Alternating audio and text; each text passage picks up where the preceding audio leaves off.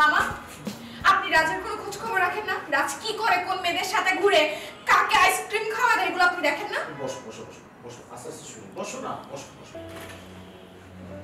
তুমি আমাকে ব্যাপারটা বুঝিয়ে বলো তো। মামা, আপনি কি ওর কোনো খোঁজ খবর রাখেন না? ও কাদের সাথে মিশে, কি করে? কিছুদিন আগে তো একটা প্রবলেম হলো, আপনি জানেন না? এখন উল্টাপাল্টা মেয়েদেরকে আইসক্রিম খাওয়া দিচ্ছে। কোথায় ঘুরে, আপনি একটু খোঁজ খবর রাখবেন না?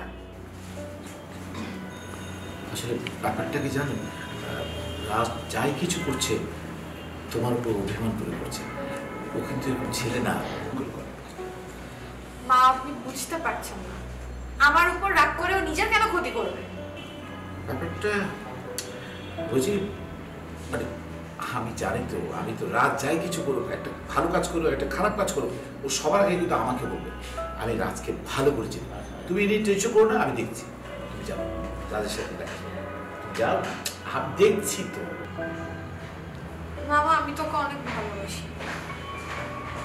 আমি চাই না আমাদের সম্পর্কটা এভাবে শেষ হয়ে যায়, কিন্তু এখন আমি গেলে আমাকে যদি আবার অপমান করে। না না না, কাজ সে কখনো করবো না। তুমি যাও, তুমি রাজের সাথে দেখা করো।